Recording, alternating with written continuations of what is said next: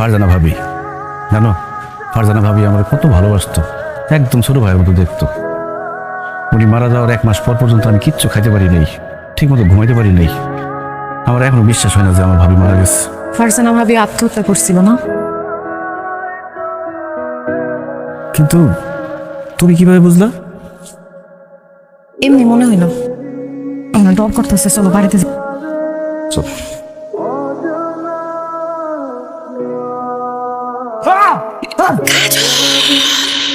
কি ব্যাপার বাবা, তুমি এত রাতে সাদা শাড়ি পরে গেলে কি করো? আমি সমদূত, আমি তোর রক্ত চুষা খাবো, তোরে আমি গাল লটকায় খাবো আমি। আরে ভাই দাও, ভাব করে দাও, ভাব করে দাও, আমি হাত করে দিয়ে রাখবো না। বিকিরি বিকিরি শিকিরি বলি, তোর রক্ত গাইয়া তোর শরীরে ও মা গো!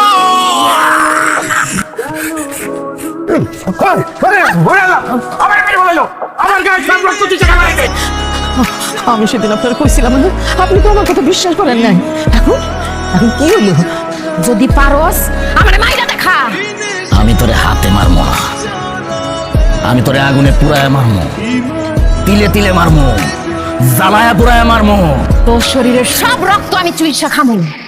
তোর রক্ত চুইসা খাওয়া হইলে তারপরে আমি যাবো। কি বলতেছে দেখছেন? এটা খুব ডেঞ্জারাস ভূত।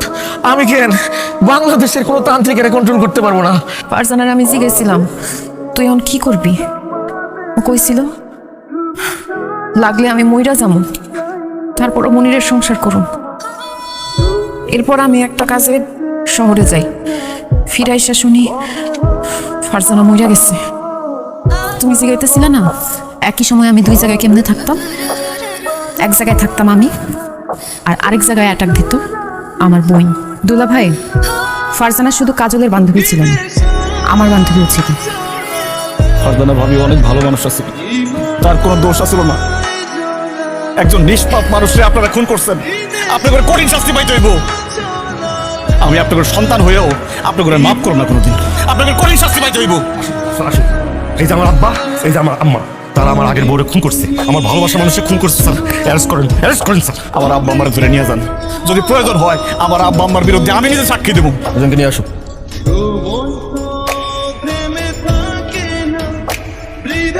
আরে কি দেখতেছেন, চলুন।